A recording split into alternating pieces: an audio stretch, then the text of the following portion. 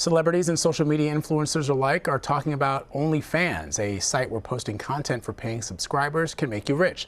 It's popular with people who post adult content and communicate with their customers. So in January of 2018, when police found the body of a Marilyn Monroe lookalike named Cat West, who had posted suggestive pictures on OnlyFans, they wondered if an obsessed fan had killed her. Maureen Maher has more. Cat West was not your average stay-at-home mom.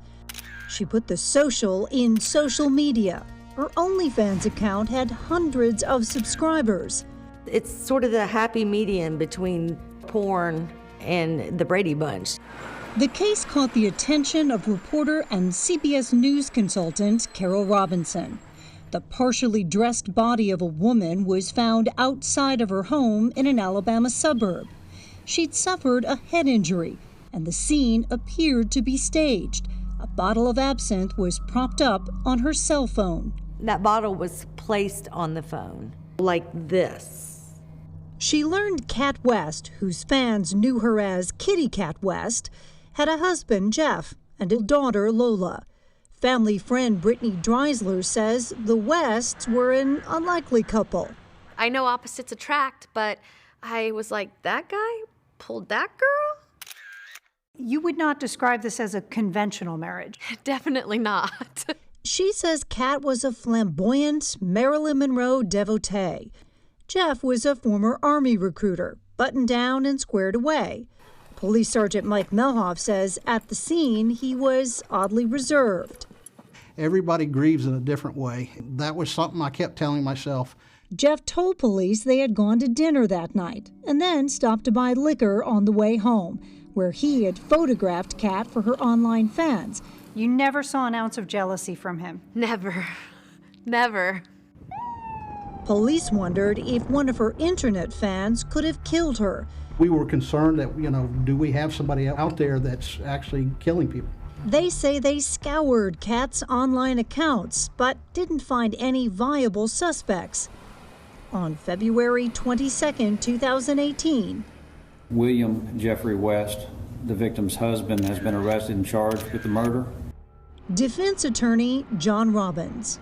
There was nothing on his clothes. No liquor, no blood, no bodily fluid, no tissue, no hair. Did you ever consider the possibility that maybe this guy just snapped one night? But there's no evidence of that. I mean, he does not have a history of violence. Jeff could not have possibly done it. Had you heard of OnlyFans? No, ma'am. There's a lot of things I learned in this case. Welcome to OnlyFans. Wow. And Maureen joins me now with more on her report. Maureen, you've covered a lot of murder cases over the course of your career, but you've said this one was really unusual. And that's saying something given your time covering these types of stories. Why did you feel like that?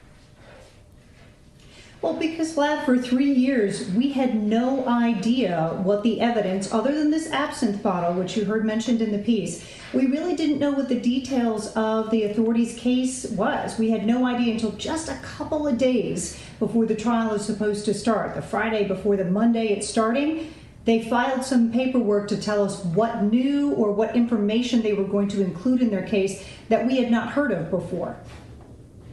Wow. So, I'd never heard of OnlyFans until this report. It's making a lot of news now, though, of course. Is it very popular? And if so, why is it so popular?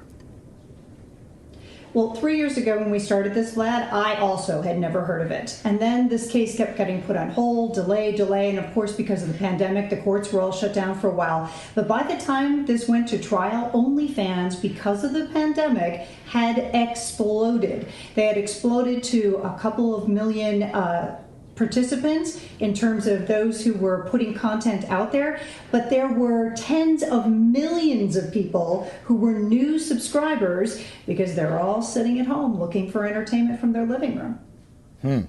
So how does a social media presence impact a police investigation like this one?